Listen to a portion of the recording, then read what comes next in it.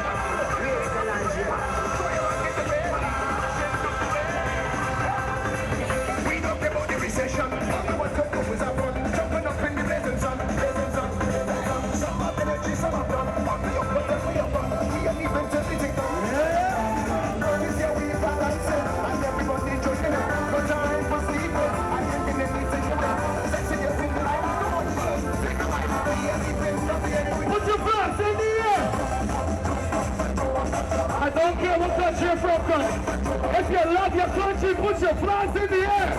All the east and north way. One, two, three, four.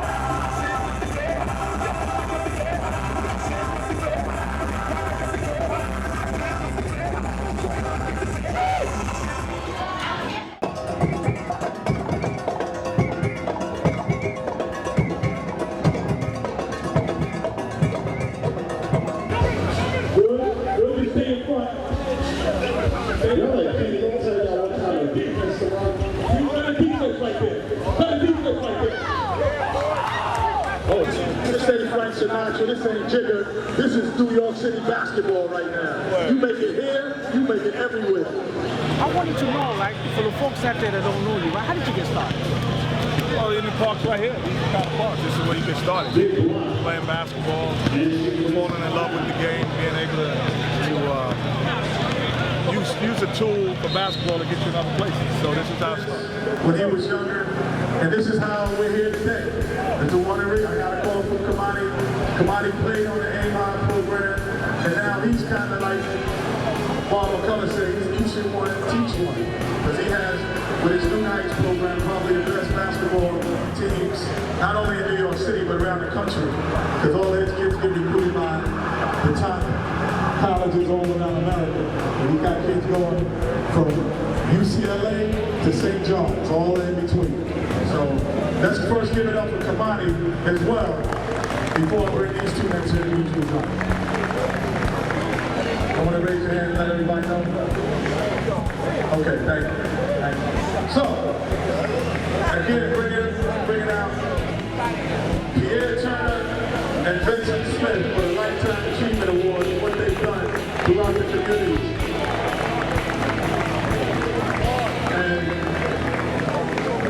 You know, Kenny Anderson's another Aim High Foundation. Played with my brother Vincent, played with Pierre, you know, all through the years. And the one thing that I always said, there's two things I'll point out about Pierre and my brother Vincent. The one thing, before we take the picture, there's two things I want to point out. The first one is, I asked my brother Vince, I said, how do you find so many great basketball players at such a young age? At 9, 10, 11 years old, and they go on to be college players. Like, how do you find guys like that? You just walk in the park, and you see them, and you can tell them they can play. One thing he told me, and that stuck out to me, he said, I never wanted for anybody more than they wanted for themselves. So when I see a kid that really wants it, that's the type of kid I put the investment in. So all you young kids looking around here, guys who are about to play next, if you put the time in there, people want to put it in with you. But if you don't want to put the time in, then people are going to let you not put it in. So it's important to put the time in if you want to be something and be successful at whatever you're trying to do.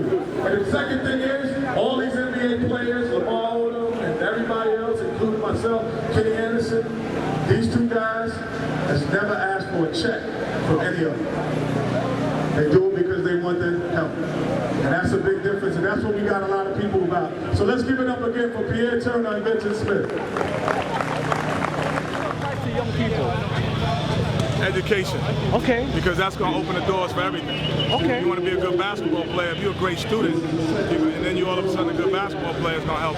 If you're a great student, and you want to be an engineer, it's going to open those doors. So education opens the doors for the platforms that you want to play on.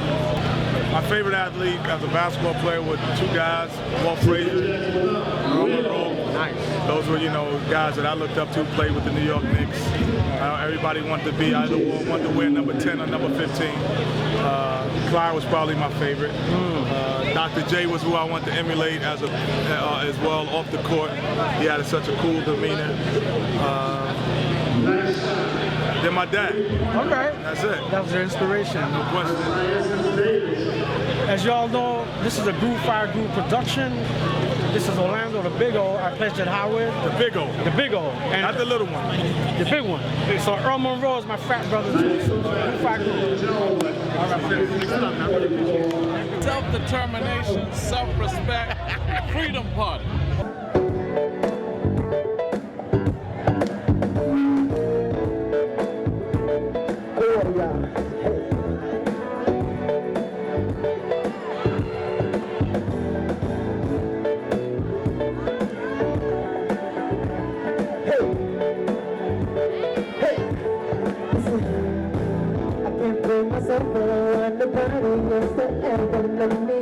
You are my shining star, my darling, my fantasy.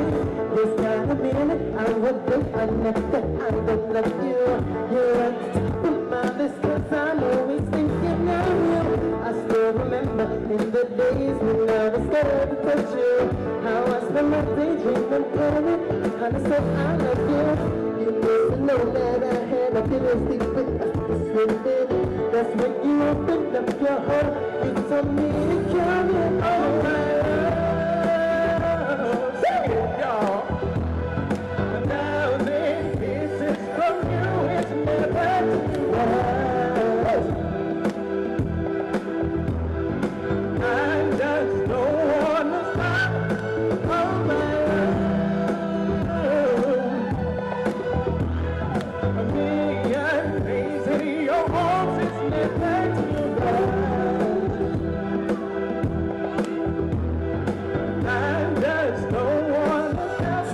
Never too much, never too much, never too much. Here we go. Never too much. Happy hands, y'all. Hey. Never too much. Take it. I woke up today, looked at your picture just to get me started. I called you up, but you weren't there, and I was broken hearted. Hung up the phone, you'll be too late, the boss is seldom waiting. Open the door up into my second. Come on, y'all. Who needs to go society.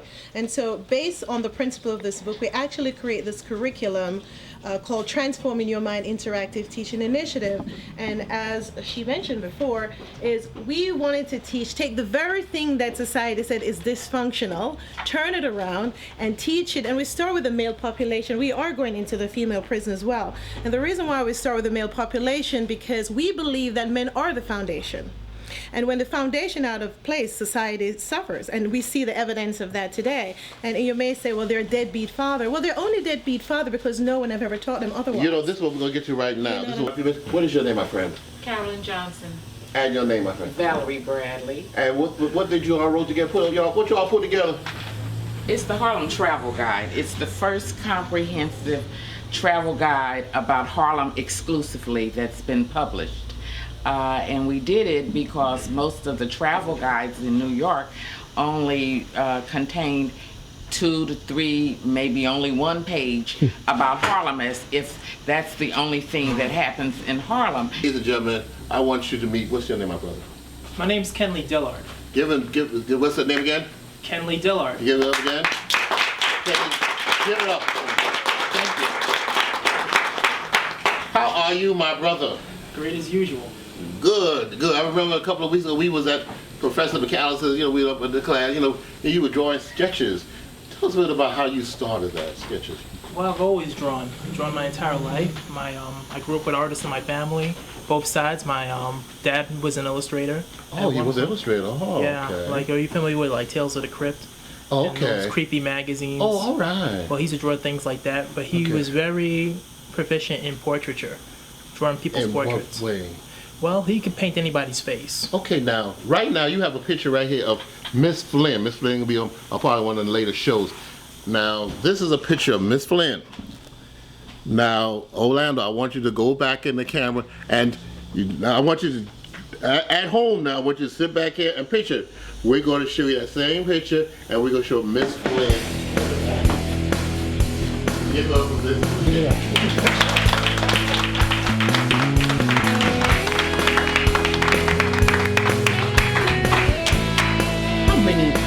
That took a lot of concentration in a sense, did it? Mm-hmm. In what way?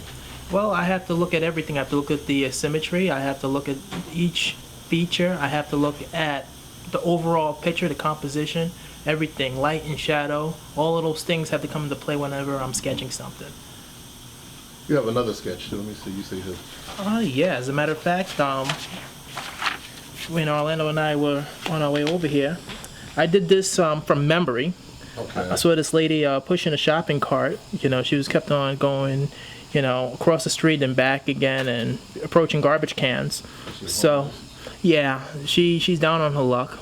But I tried to photograph it mentally and remember as much as possible and just drew it all down.